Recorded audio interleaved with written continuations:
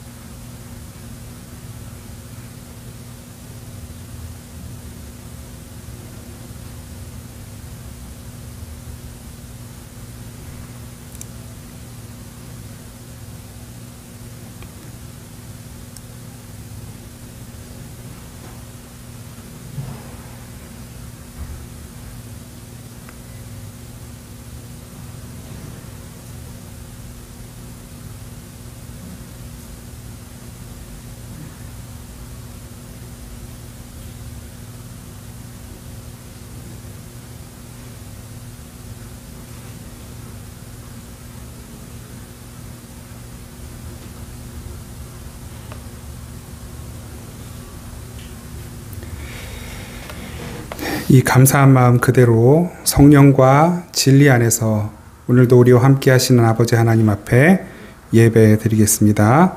다 함께 묵도하시겠습니다.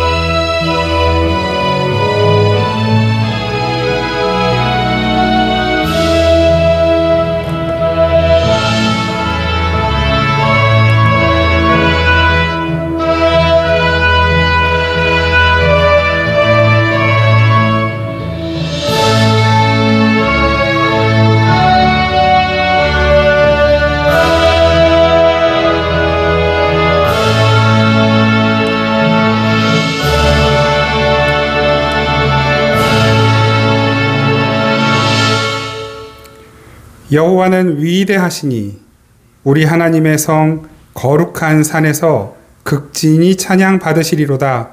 터가 높고 아름다워 온 세계가 즐거워하며 큰 왕의 성 곧 북방에 있는 시온 산이 그러하도다. 아멘. 우리를 거룩한 산 시온 곧 하나님의 성전이 있는 곳으로 부르시고 우리의 삶이, 우리의 몸이, 우리의 인생이 거룩한 성전이 되도록 우리 가운데 역사하신 하나님께 감사드립니다. 어느덧 2022년 벌써 10여 개월 지나고 이제 2달여 남은 이 시점에 하나님, 우리가 지난 시간들을 돌아보며 우리에게 베풀어 주신 많은 은혜, 우리를 인도하신 그 사랑과 계획과 섭리와 경륜을 찬양하며 오늘 주님 앞에 예배합니다. 하나님, 우리의 마음 가운데 진실한 감사가 흘러 넘치게 하옵소서. 그 감사하는 자들 위에 부어주시는 하나님의 특별한 은총이 아버지, 이 시간 주님 앞에 예배하는 우리 모든 이들의 머리 가운데, 머리 위에, 인생 가운데 부어지게 하여 주옵소서. 예수님 이름으로 기원하옵나이다. 아멘. 찬송가 14장 찬양 드리겠습니다. 14장 우리 함께 찬양합니다.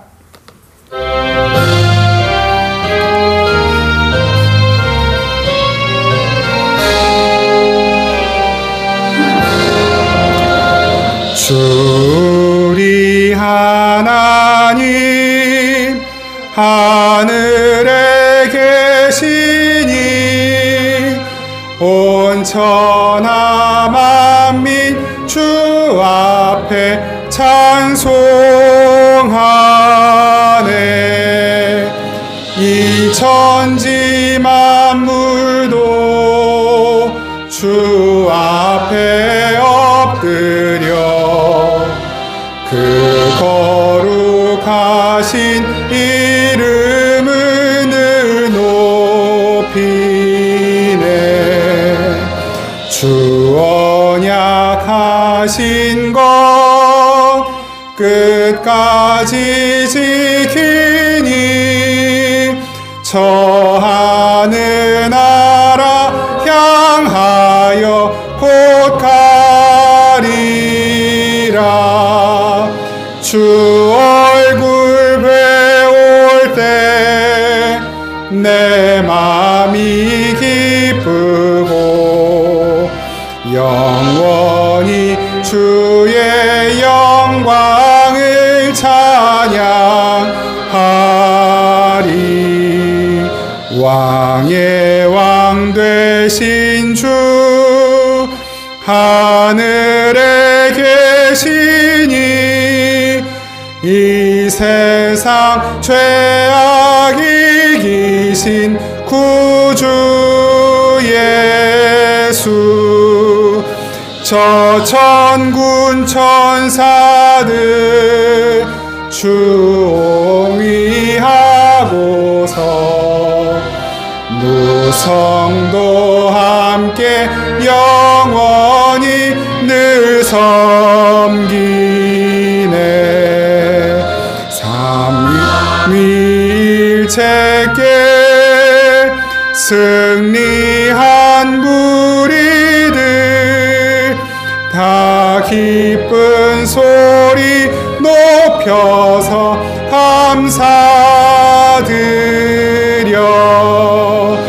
창조주 하나님 내 주님 되시니 주 앞에 나도 엎드려 경배하네.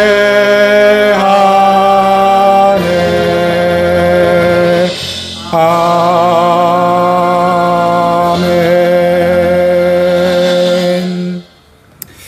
우리 지난 한 주간 동안 하나님 앞에 지었던 모든 죄와 허물들을 침묵으로 함께 고백하며 기도하겠습니다.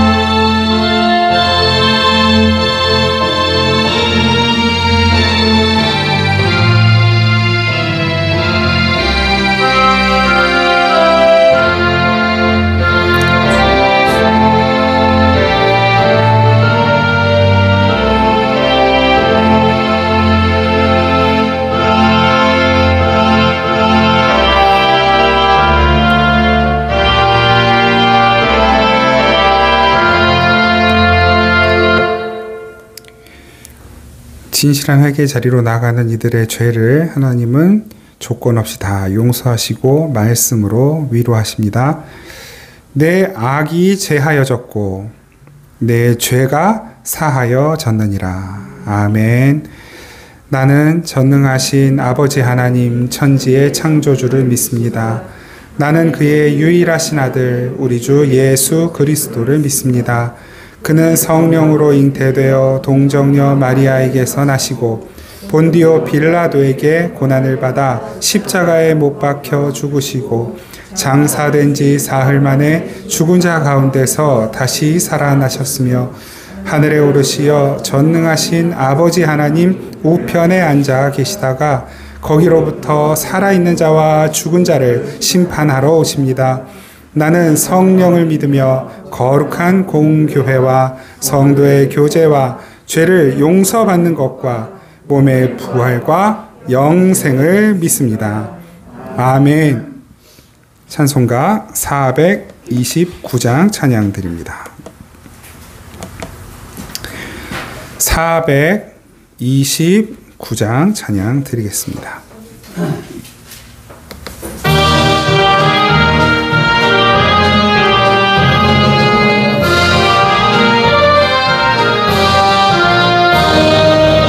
세상 모든 풍파 너를 흔들어 약한 마음 낙심하게 될 때에 내려주신 주의 복을 세어라. 주의 크신 복을 내가 알리라. 받은 복을 세어보아라. 크신 복을 내가 알리라. 받은 복을 세어보아라. 주의 크신 복을 내가 알리라. 세상 근심 걱정 너를 누르고 십자가를 등에 지고 나갈 때 주가 내게 주신 복을 세어라. 두려움 없이 항상 찬송하리라. 받은 복을 세어보아라. 크신 복을 내가 알리라. 받은 복을 세어보아라. 주의 크신 복을 내가 알리라. 세상 권세 너의 앞길 막을 때 주만 믿고 낙심하지 말아라. 너를 보호하리니 염려 없이 앞만 보고 나가라. 받은 복을 세어보아라. 크신 복을 내가 알리라. 받은 복을 세어보아라. 주의 크신 복을 내가 알리라. 아멘. 기도하겠습니다.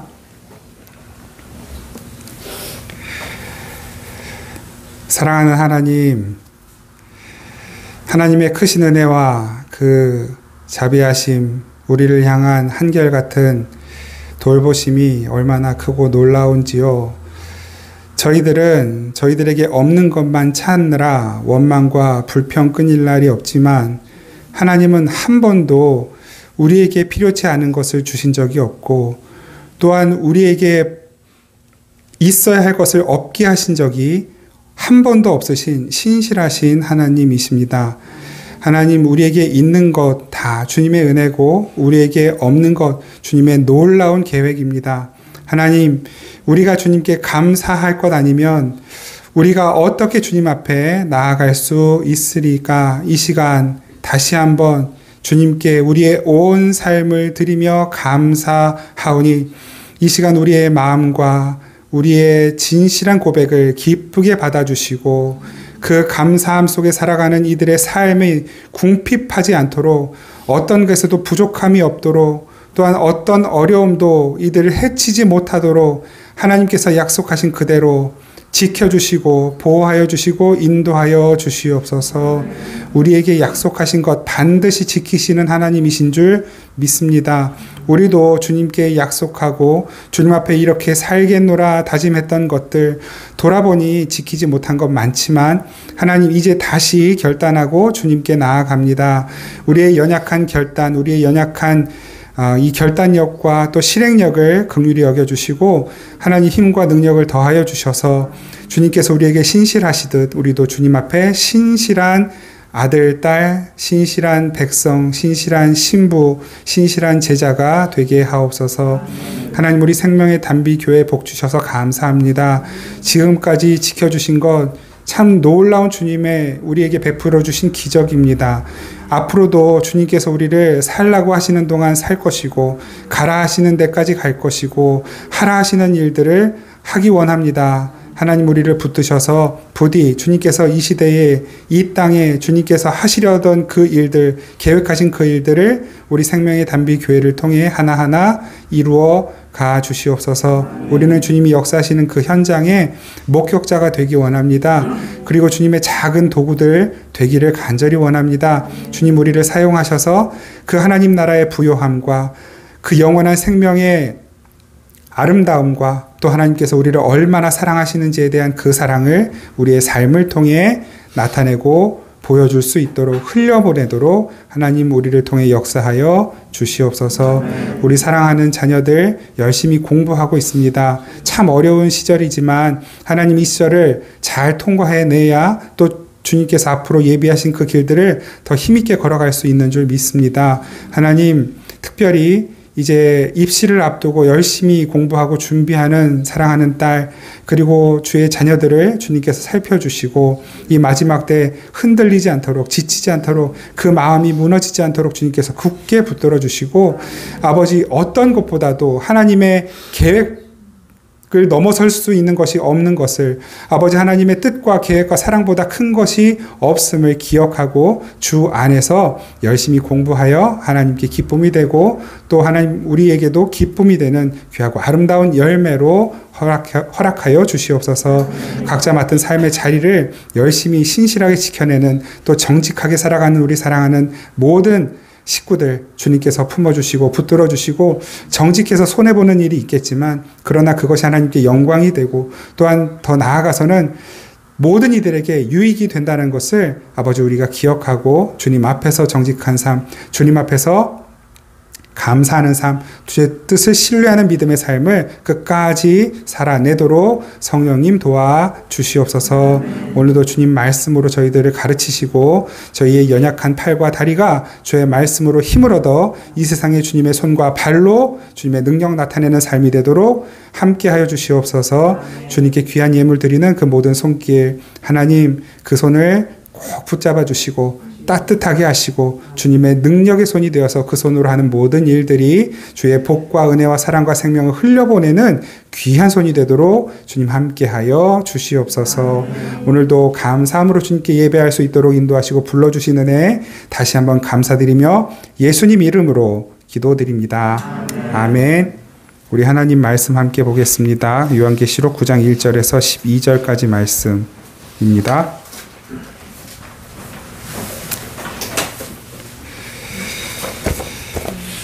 요한계시록 9장 1절에서 12절.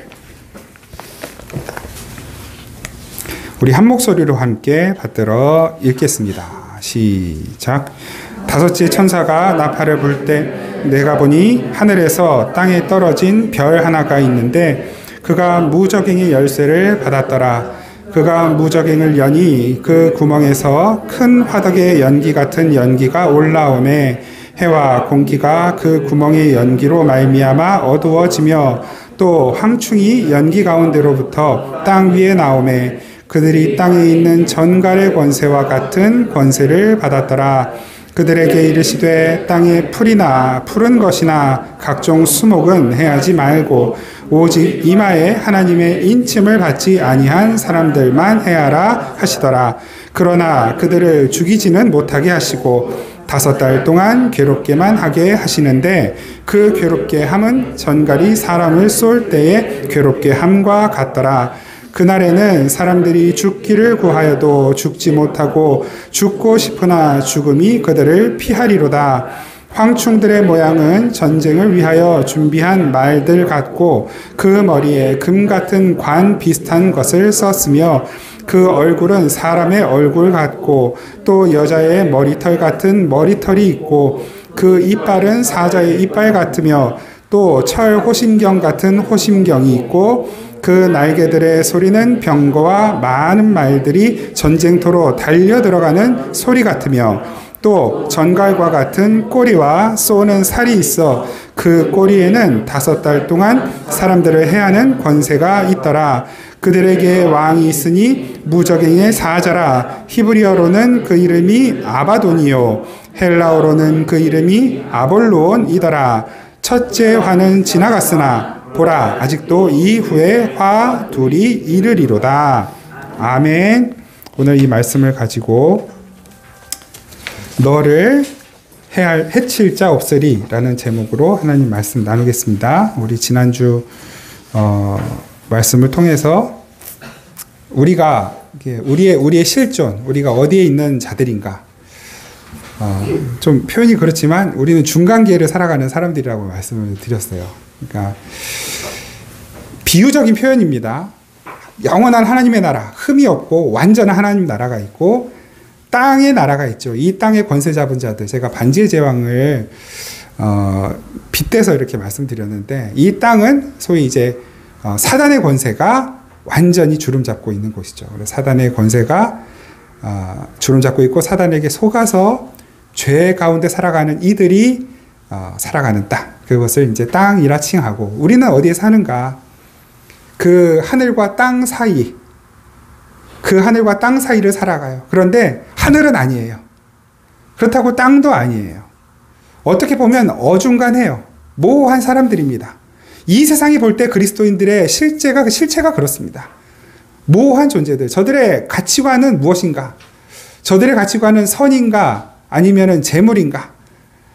천국인가? 아니면 이 땅에서의 성공인가? 우리 스스로도 내가 무엇을 위해 살아가는가, 나는 왜 사는가를 생각할 때 정말로 그 천국을 소망하며 사는 사람인지, 아니면 이 세상에서의 번영과 성공과 어떤 성취를 추구하며 사는 사람인지 내 스스로도 애매해지고 모호해질 때가 있는 것입니다. 그래서 하나님은 계속 말씀해 주시고 우리에게 가르쳐 주시는 거예요.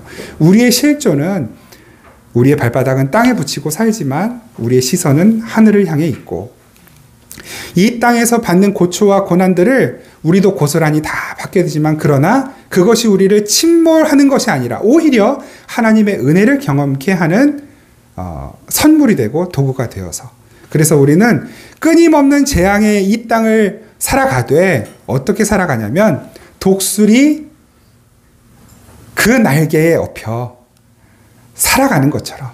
이 독수리는 뭡니까? 하나님의 백성들에게는 하나님의 은혜와 보호하심의 상징이고, 하나님 없이 살아가는 이 땅에는 뭐예요? 독수리가 날아가면서 뭐라 외칩니까? 화로다. 저주, 재앙 이러면서 재앙을 선포하고 날아간단 말입니다. 그러니까 이 독수리는 하나님이 세상에 대한 심판의 상징이기도 했어요. 그것이 우리의 실존입니다. 왜 5달 동안, 오늘 본문에도 나오지만, 왜 5달 동안 하나님은 어떤 존재에게 무적행의 열쇠를 주시고, 그 5달 동안의 고통을 또 전갈이 5달 동안 우리를 괴롭힐 때 그 고초와 고통을 당하게 하시는가? 여러분, 그 5달은 150일, 그래서 지난주 우리가 말씀 나누면서 노아의 방주 홍수 기간과 빗대에서 또 말씀을 나눴잖아요. 150일간 그 온 세상이 심판을 받았다고요. 온 세상이 저주와 재앙 가운데 있을 때, 그때 오직 방주 안에 있던 자들만 그 5달을 마치 독수리 등에 엎여 날개 위에 보호받으며 날아가듯이 방주 안에 있는 자들만 5달을 견뎌내고 살아냈어요. 살아남은 거예요.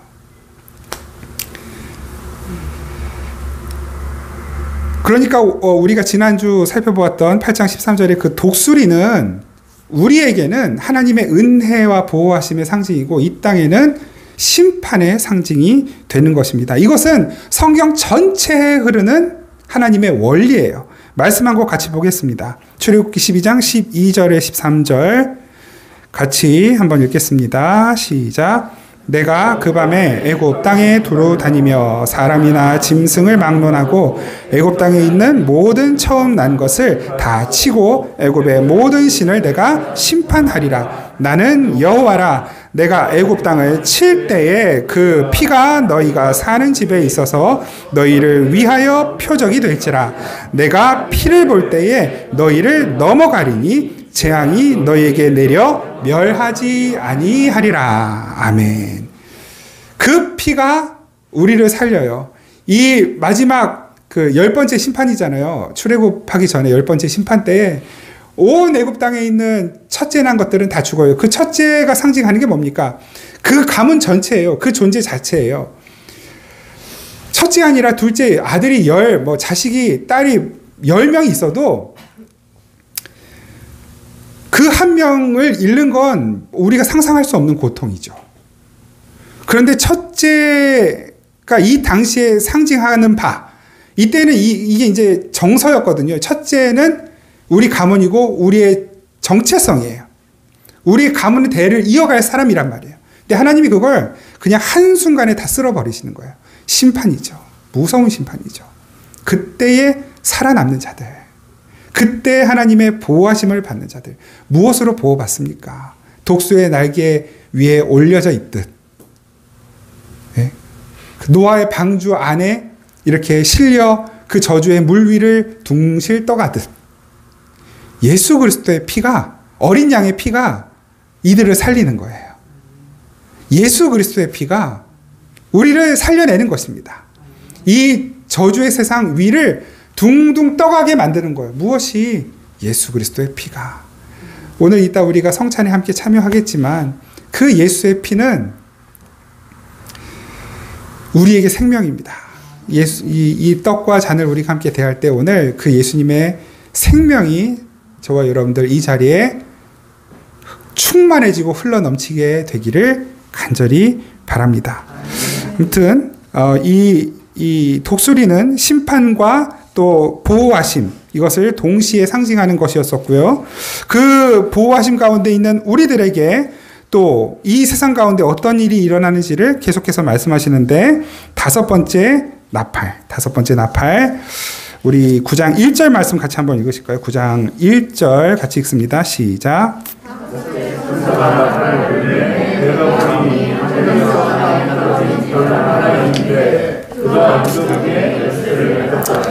아멘. 땅에 떨어진 별 하나, 그리고 그는 무적행의 열쇠를 가졌다.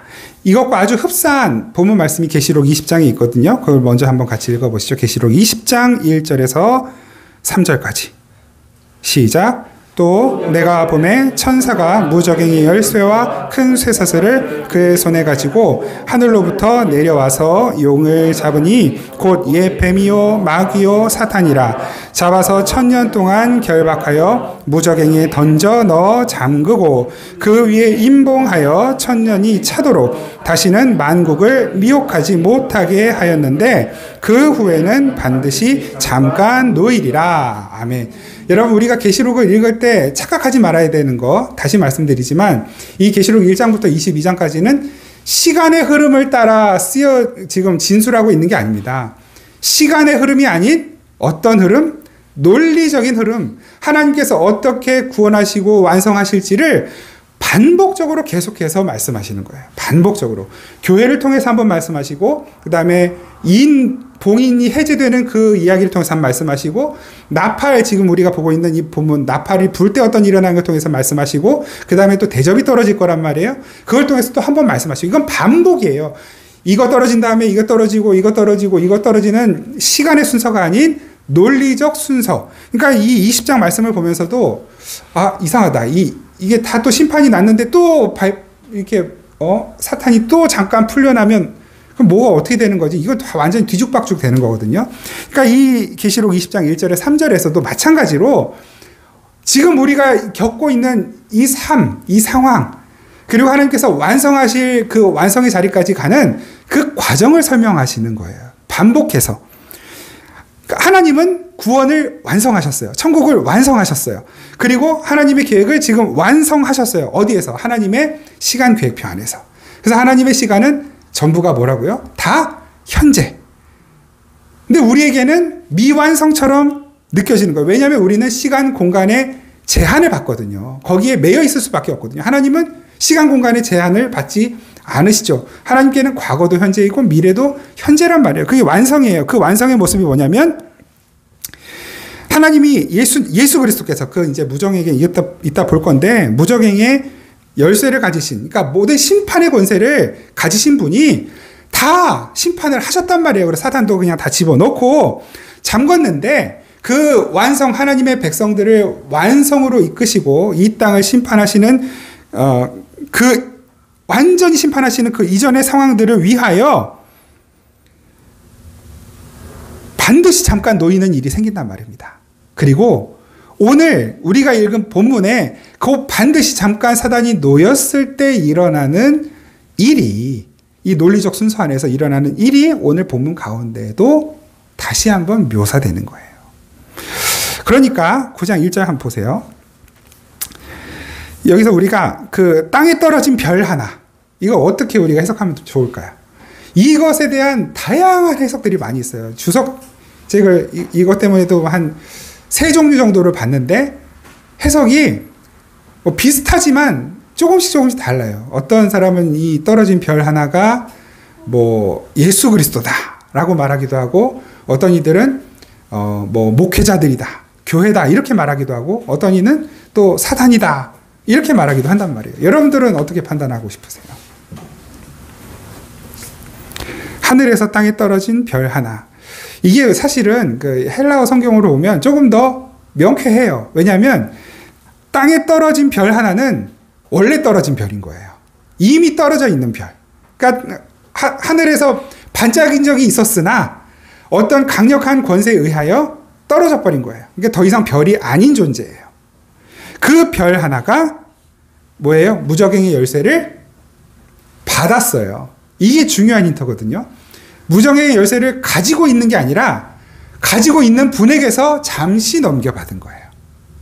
그러면 하늘에서 땅에 떨어진 별 하나, 그가 누군가로부터 잠시 무저갱의 열쇠를 받았단 말이에요. 누구일까요? 하나님께서 이 세상을 심판하시는 도구로 사용하시는 것들이 몇 있는데, 하나님의 천사들도 심판의 도구로 사용하시고, 그 다음에 사단도 하나님의 심판의 도구로 잠시 사용하신단 말이에요. 그리고 그 심판이 다 끝나면 천사들은 하나님께 영광 찬양하고 우리와 함께 찬양하는 것이고, 사단은 영원한 불못에 갇혀서 영원한 심판 가운데로 사단도 들어간단 말입니다. 그러니까 사단을 착각하지 말아야 되는 거 하나, 이 무정에게 이 잠시 땅에 떨어져서 잠시 무정에게 열쇠를 받은 것, 사단이라는 존재. 그리고 그 사단은 지옥의 주인이 아니에요. 지옥의 관리자 같은 그런 위대한 존재가 아니란 말입니다. 그런 거에 속지 마세요. 지옥 가면 사단이 마귀들이 이렇게 삼지창 같은 거 들고 죄 지은 사람들 막 벌 주고 그런 곳이 아니에요. 지옥도 하나님의 관할 안에 있는 거예요. 사단도 하나님의 치리를 받아야 하고, 사단도 영원한 불못에 떨어서 심판받는 존재란 말입니다. 지금 잠시 공중 권세 잡은 자처럼 행세하고 있을 뿐이에요. 거기에 속으면 안 돼요. 근데 거기에 속아요. 왜 속냐? 그게 오늘 본문 말씀 2절에 나오는데, 그가 무저갱의 열쇠를 열었어요. 그랬더니 그 열쇠 구멍에서 뭐가 나와요? 큰 화덕에 연기 같은 연기가 올라와요. 그리고 그 연기가 뭐 합니까? 해와 하늘의 빛을, 하늘을 못 보게 가려버리는 거예요. 해와 하늘을 가려요. 영원한 하나님 나라, 영원한 영광을 그런 게 어딨어 하면서 못 보도록, 인식하지 못하도록 가려버리는 거예요. 그 사단의 속임, 거짓의 압이잖아요. 그 사단이 이 세상을 속이고 있는 것이죠. 그래서 진짜 진실과 진리와 본질은 보지 못하고 현상과 상황과 환경에만 매여 살도록 만드는 것이죠. 마치 이 세상이 보이는 세계가 전부인 것처럼. 하나, 예수님께서 사단을 지칭하신 내용이 하나 있는데, 본문이 있는데, 그 하늘에서 떨어진 별이 사단이라는 걸 한 번 더 확증하고 같이 한번 보시겠습니다. 누가복음 10장 18절. 누가복음 10장 18절 같이 읽습니다. 시작. 예수께서 이르시되 사탄이 하늘로서 번개같이 떨어지는 것을 내가 보았노라. 아멘. 사단은 떨어져 있어요. 떨어진 별이에요. 근데 그 떨어진 별, 그에게 계시록 20장에는 아까 본 말씀은 무정의 열쇠의 큰 사슬을 그의 손에 가지고 오신 분이에요. 가지고 오신 분, 예수 그리스도란 말이에요. 그 예수님이 잠시 사단에게, 이거 다 상징적이고 비유적인 표현이라는 걸 이해하시고 잠시 열쇠를 맡겨준 거예요. 왜? 하나님의 그 계획 안에 있는 거죠. 이 세상이 어떻게 심판을 받게 되는지를 보여주시는 거거든요. 그래서 그 사단이 열쇠를 받아서 열쇠 구멍에 돌렸더니 거기에서 연기가 피어올라요. 그 연기가 하늘의 해와 하늘을 가려서 어두워지게 만들어요. 어두워지게 만들어요. 창세기 1장에 그 하나님이 천지를 아름답게 창조하시기 이전의 모습이죠. 흑암, 공허, 혼돈, 무질서, 그죠? 흑암이 깊음 위에 있고 하나님의 신이 수면 위에 운행하신다. 무질서한 거예요. 흑암 가운데 혼란스러워하는 이 세상. 지금 그렇죠. 우리가 살아가는 세상의 여러 이야기들, 사건들, 또 상황들, 이런 벌어지는 일들을 보고 있노라면 이 무질서가 언제쯤 질서가 잡힐까? 국제 정세, 경제, 정치, 사회, 사람들의 어떤 행태, 이런 것들, 점점 마음의 양심이 사라지고 다른 사람들을 생각하고 지금 내가 하는 일에 대한 뒤에 어떤 일이 일어날지에 대해서 생각하지 않고 그냥 그때 그 당시의 상황과 감정에 몰입해서 그냥 내가 하고 싶어 하는 대로 말하고 행동하고 저지르고 보는 이 현상이 점점 확산되어 가죠. 마치 무슨 곰팡이 퍼지듯이. 우리는 이걸 보면서 물론 이건 막 두려운 일이에요. 굉장히 두려운 일이죠. 당장 우리 자녀들 키우는 것도 걱정이잖아요. 이런 세상에 어떻게 우리 아들, 딸들을 내보내고 시집장가 보내고 이런 걱정들을 다 많이 하고 있잖아요. 하나님은 미리 다 말씀하시는 거예요. 그렇게 될 거라고 말씀하신 거예요. 그래서 하나님을 바라보라고, 하늘을 바라보라고, 세상에게, 사단에게 속지 말라고 계시록 말씀을 우리에게 주신 것이고, 이 계시록을 제대로 자세히 살펴보게 되면 사단에게 속지 않고 이단 사이비에게 속지 않고 오히려 우리의 믿음을 격려하시고 권면하시고 내가 너는 반드시 살려낼 것이고 반드시 지켜낼 것이고 내가 독수리가 되어 새끼 독수리인 너를 내가 업고 날아갈 것이고 어떤 재앙도 화도 너를 해치지 못하도록 보호할 거야. 그 약속을 우리에게 주고 계시는 말씀입니다. 어떻게 이것이 약속인가 한번 보시죠. 오늘 이 본문 말씀에 그렇게 우리를 그 하늘의 해와 또 하나님의 나라를 보지 못하도록 가려버리는 그 연기로 우리를 속여요. 그런데 그 연기 속에서 또 뭐가 나오냐면 황충이 나와요. 황충. 이 황충이라는 존재가 도대체 뭔가? 말하자면 이제 메뚜기 일종이잖아요. 이 황충이 나타내는 바. 한번 보시죠. 3절 말씀을 같이 한번 읽어보실까요? 3절. 9장 3절. 시작. 또 황충이 연기 가운데로부터 땅 위에 나오매 그들이 땅에 있는 전갈의 권세와 같은 권세를 받았더라. 아멘. 이 황충, 메뚜기, 소위 이것이 나타내는 바. 그러니까 이 계시록을 또 막 세대주의적으로 푸는 사람들은 이 황충이 나타내는 거, 전갈의 권세를 나타내는 거, 이것도 무슨 뭐 전쟁의 모양으로 빗대서 미사일이 날아다니고 총탄이 날아다니는 이런 것으로 비유를 하는 이들이 있는데 계시록에서 우리가 자칫 엉뚱한 생각을 안 하려면 계시록의 모든 말씀들이 다 이미 우리가 지금까지 확인한 게 뭐였습니까? 다 이미 성경 안에 있었던 얘기들이었어요. 그 재앙의 이야기들 다 하나님이 한번 다 보여주신 거예요. 구약에서. 이 말씀도 보여주셨겠죠. 찾아볼까요? 사사기 6장 3절에서 5절. 사사기 6장 3절에서 5절 같이 한번 읽습니다. 시작. 이스라엘이 파종한 때면 미디안 사람, 아말렉 사람, 동방 사람이 치러 올라와서 진을 치고 가사에 이르도록 토지 소산을 멸하여 이스라엘 가운데 식물을 남겨두지 아니하며 양이나 소나 나귀도 이는 그들이 그 짐승과 장막을 가지고 올라와서 메뚜기 떼같이 들어오니 그 사람과 약대가 무수함이라 그들이 그 땅에 들어와 멸하려 하니. 아멘. 그러니까 이 엄청난 수를 가리킬 때 메뚜기 떼라는 표현을 해요. 이 엄청난 수는 어떤 수를 가리키는 것 같습니까?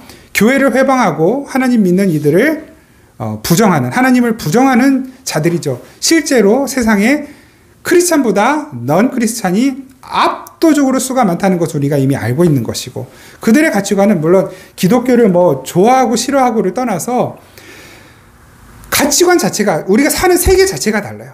그 하나님 없이 살아가는 사람들은 세상의 가치관이죠. 우리는 하나님 나라 가치관이란 말이에요. 이게 머릿수로 싸우면 우리가 절대로 이길 수 없어요. 성경은 그런 이들을 가리켜 메뚜기 떼 같다라고 표현하고 실제로 출애굽 당시에도 메뚜기 떼 재앙이 있었어요. 이 메뚜기 떼가 한번 다 쓸고 가니까 이 메뚜기 떼가 왔을 때 어떻게 표현을 합니까? 연기처럼 구름처럼 많았다. 하늘 해를 가릴 정도로 많았다 그랬거든요. 그리고 그 메뚜기 떼가 한번 쓸고 가니까 사람들이 먹을 곡식이 나지를 않는 거예요.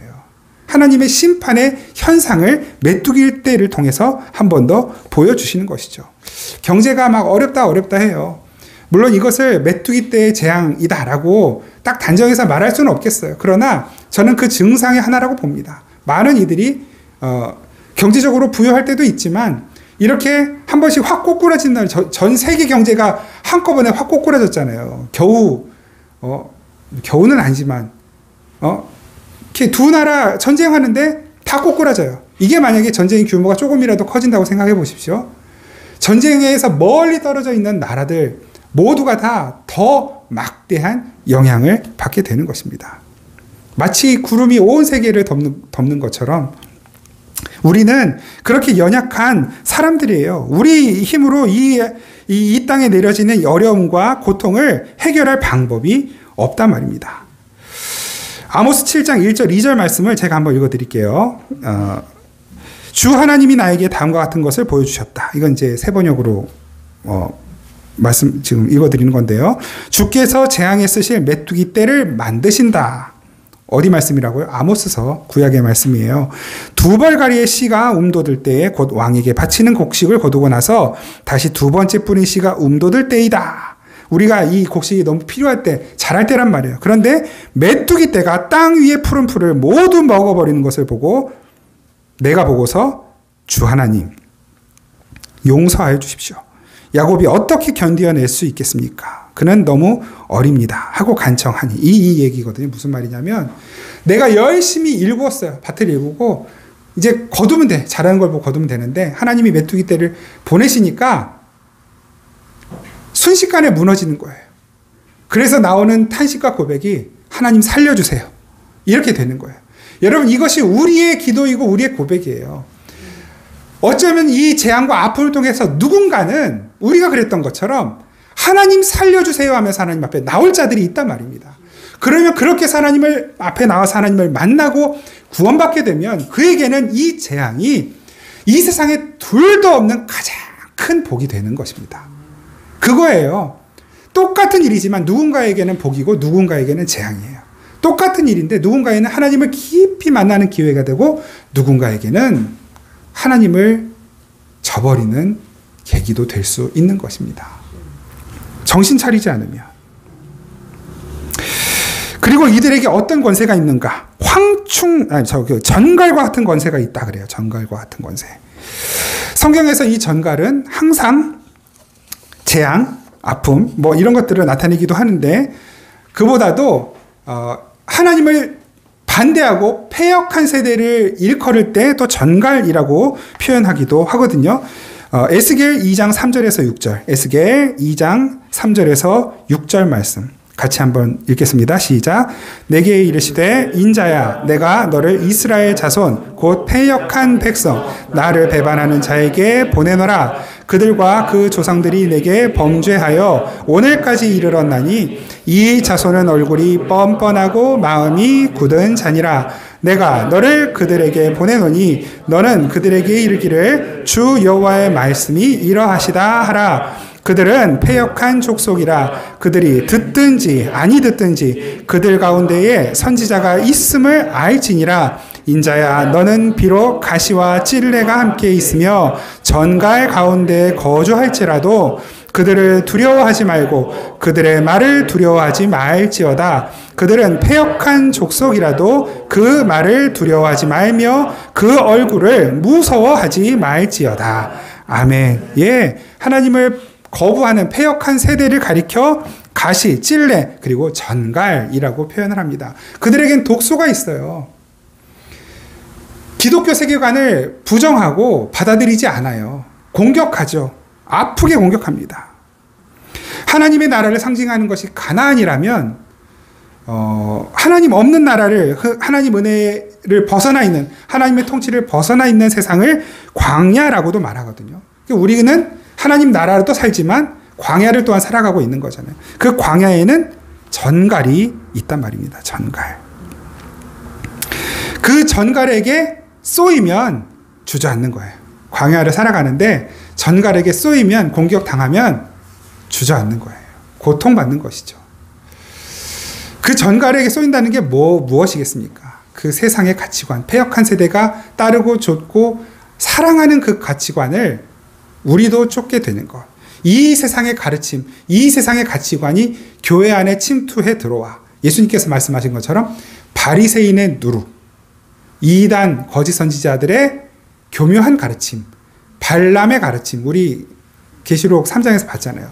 이세벨의 가르침을 따르는 교회가 있다. 이렇게 말씀하시잖아요. 그것이 다 전갈의 독이죠. 우리의 마음이 하나님께로 온전히 향하지 못하고 하나님의 인도하심을 따르지 못하고 이 세상의 상황과 환경과 내게 주어진 일들에 흔들리고 그것이 내 믿음을 끌어내리는 것 같고 때로는 하나님이 없는 것처럼 느껴지고 주저앉게 되고 낙심하고 좌절하게 되고 나도 남들처럼 살고 싶고 교회 다니는 사람처럼 말고 교회 안 다니는 사람처럼 좀 자유롭게 그들이 재미있게 살 때 그들의 재미도 나도 좀 맛보고 그들이 누리는 것들 나도 좀 누리며 살고 싶어하는 마음이 내 안에 들어오게 되면 이건 어떻게 치료하기가 힘들어요. 하나님께서 만져주시지 않으면. 하나님께서 만져주시지 않으면. 우리가 예수님을 믿는 이유, 교회가 이 땅에 존재하는 이유와 목적, 예수님 믿는 사람들로 하여금 이 세상에서 부유하고 잘되고 다른 사람들은 다 어려움을 겪고도 교회들만은 어려움 겪지 말고 잘 살라고 교회를 세우시고 성도로 부르신 것이 아니라 이 세상이 어려움을 겪을 때 교회야 내 백성들아 너희들은 그 어려움에 속지 말고 혹 어려움 겪는 이들을 살펴주고 그들을 축복하고 격려하고 위로하면서 이 세상보다 더 좋은 하나님 나라가 있음을 가르치고 알리고 그들을 주님께로 인도해 오거라.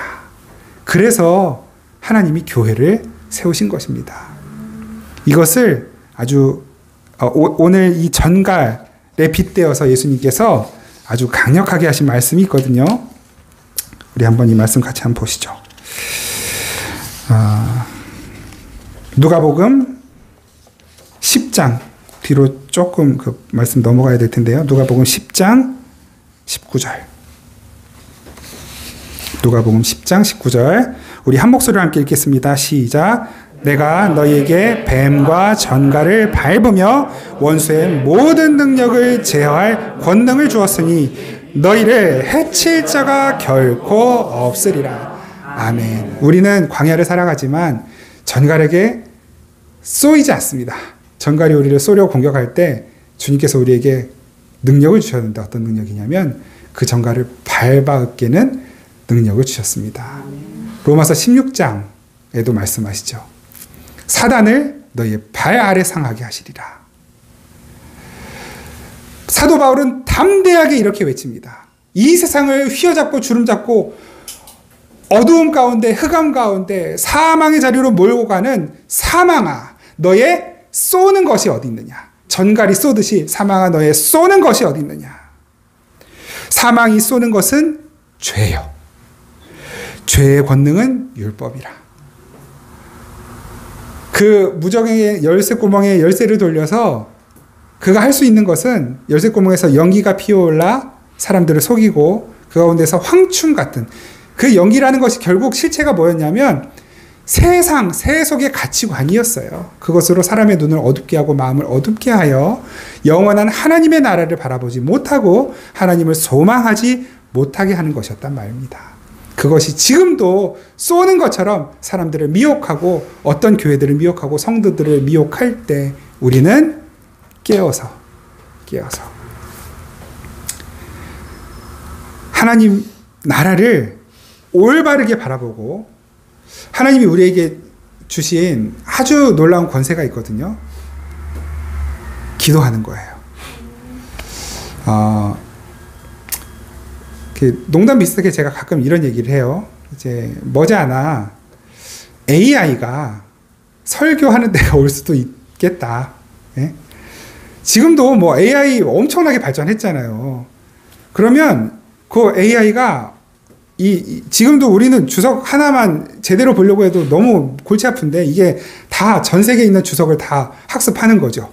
그리고 훌륭하신 설교자들의 말투와 목소리 이런 것들을 다 공부하는 거예요. 습득해가지고 그냥 이렇게 사실 요즘도 화면으로만 설교하고 이렇게 예배드리는 것이 있잖아요. 우리도 한때 그랬고. 근데 그런 시대가 올 수도 있는 거 얼마든지. 지금도 교회 안 나가고 집에서 예배드리는 분들 많이 있잖아요. 그러면 굳이 설교자가 앞에 설교할 것도 없어요.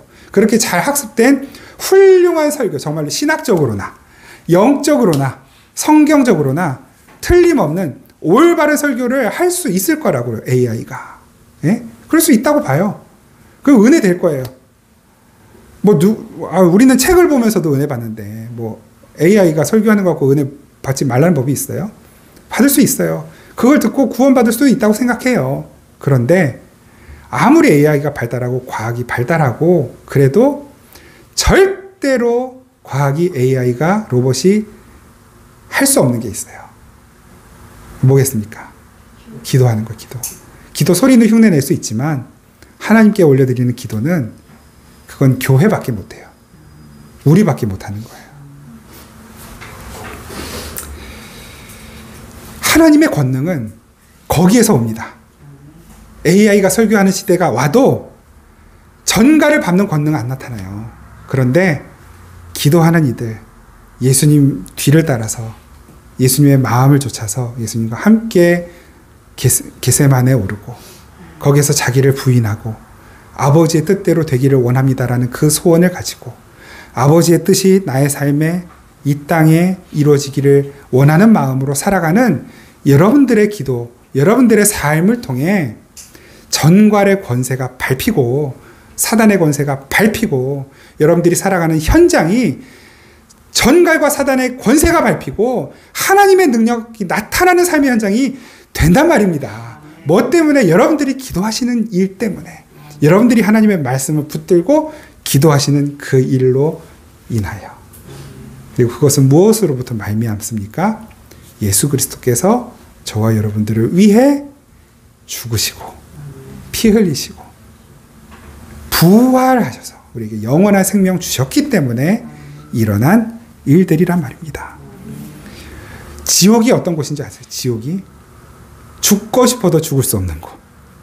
죽고 싶은데 오늘 본문에서 뭐라 말씀하세요? 너무 고통스러워. 지옥에 간 너무 고통스러워서 죽고 싶은데 곧 죽음이 피해 다닌대요, 나를. 5절 말씀, 오늘 본문 5절. 이것만 읽고 우리 함께 성찬에 참여하겠습니다. 그러나 제가 읽겠습니다. 그러나 그들을 죽이지는 못하게 하시고 5달 동안 괴롭게만 하시는데 그 괴롭게 함은 전갈이 사람을 쏠 때 괴롭게 함과 같더라. 그날에는 사람들이 죽기를 구하여도 죽지 못하고 죽고 싶으나 죽음이 그들을 피하리로다. 그래서 예수님은 그 지옥을 어떻게 표현하셨습니까? 구더기 한 마리도 죽지 않는 곳이라고 말씀하셨거든요. 지금 우리가 그 지옥의 현상들을 직접 겪기도 하고 보기도 합니다. 그러면서 우리는 더욱 그 하나님 나라에 대한 소망으로 채워가는 것이죠. 하나님, 정말 이 세상은 내 소망을 둘 곳이 아니군요. 내 삶의 목적지로 삼을 곳이 아니군요. 영원한 소원의 한국 그 하나님 나라를 바라보고 이 험악한 시대를 제가 믿음으로 잘 이겨내겠습니다. 힘주세요. 도와주세요. 살려주세요. 기도하며 우리는 가는 거거든요. 그런데 이것을 알지 못하는 이들은 그 마지막 심판의 때에 가서 영원한 불못에 떨어지게 됩니다. 바깥 어두운데 슬피 울며 이를 갈아요. 그게 너무 고통스러워서 나 차라리 죽고 싶어요 하는데도 죽음이 피해 다니는 곳. 그곳이 지옥입니다.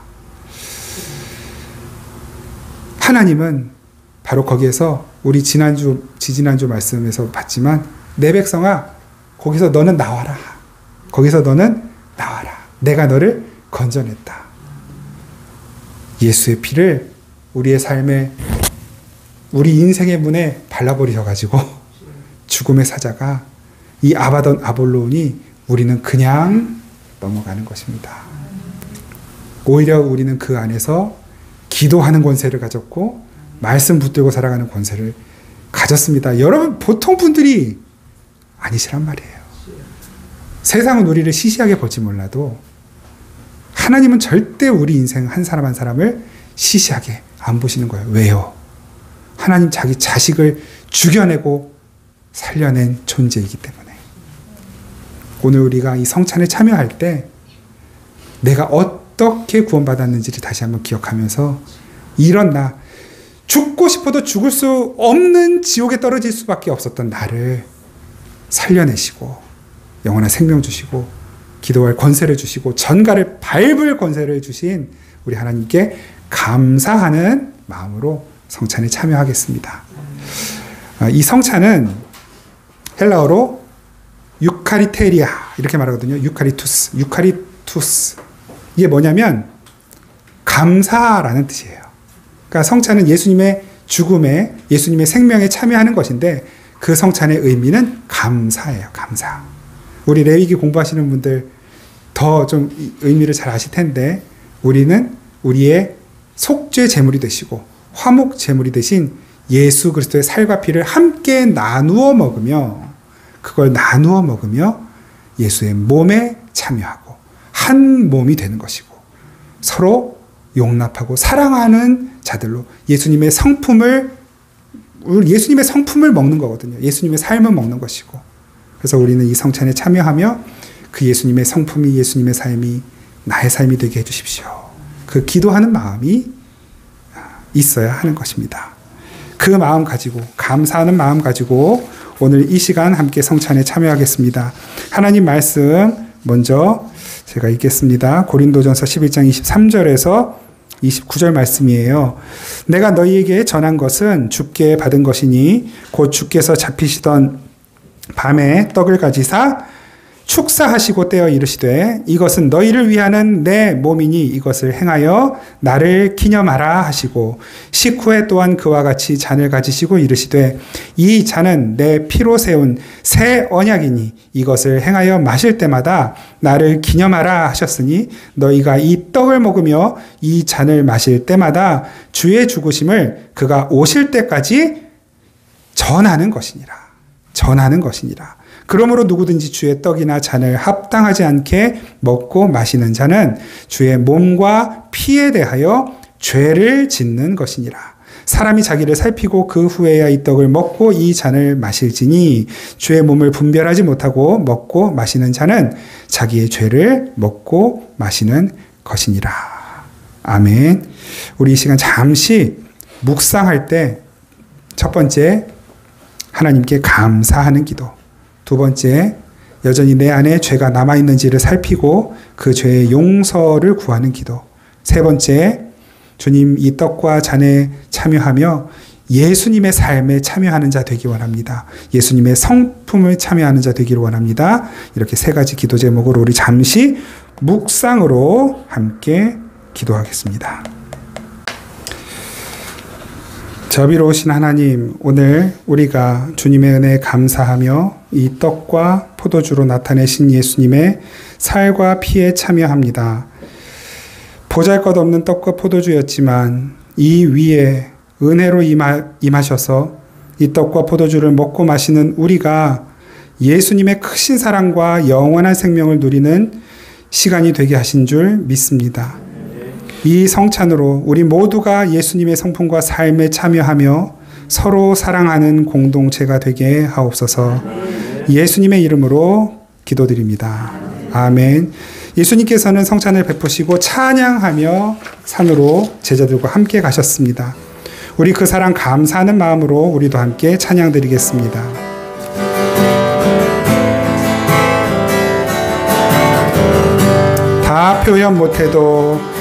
다 표현 못해도 나 표현하리라.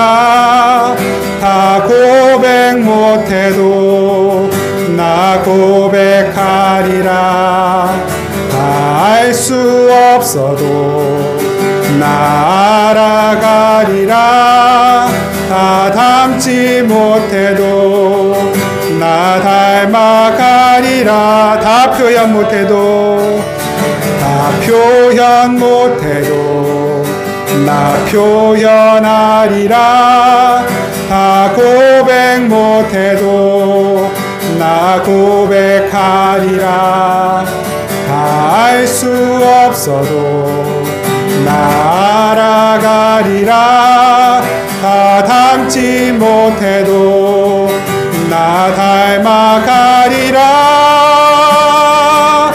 그 사랑 얼마나 아름다운지, 그 사랑 얼마나 날 부욕해 하는지, 그 사랑 얼마나 크고 놀라운지를, 그 사랑 얼마나 나를 감격하게 그 사랑 얼마나, 그 사랑 얼마나 아름다운지, 그 사랑 얼마나 날 부욕해 하는지, 그 사랑 얼마나 크고 놀라운지를, 그 사랑 얼마나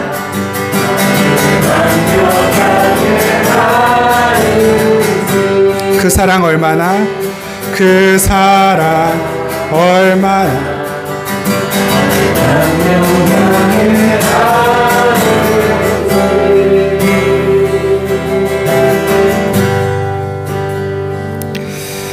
하나님 고맙습니다. 오늘 이 예배 가운데 함께 해주시고, 저희들이 정말 뭐라고 이렇게 은혜를 베풀어 주시고,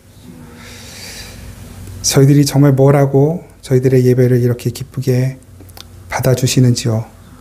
주님, 이후로도 저희의 삶이 주님께 기쁨이 되었으면 좋겠습니다. 주님께 예배의 삶이 되기를 간절히 원합니다.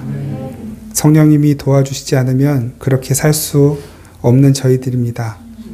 성령 충만함으로 이 한 주간을 주님과 함께 사는 기쁨 누리며 예수님의 성품으로 살게 하옵소서. 예수님 이름으로 기도드립니다. 아멘. 우리 주 예수 그리스도의 무한하신 은혜와 우리 아버지 하나님의 신실하신 사랑과 성령의 교통하시고 힘주시고 치유하시고 회복하시고 새롭게 하시는 은혜가 이 시간 다시 한번 주님 앞에 우리의 삶을 드리며 주의 살과 피에 함께 참여하며 주님의 삶으로, 주님의 생명으로 살기 원합니다 다짐하며 세상으로 나아가는 우리 생명의 단비교회 모든 성도들, 또한 이 땅의 모든 교회들, 성도들 가운데 항상 함께 계시기를 간절히 축원하옵나이다. 아멘.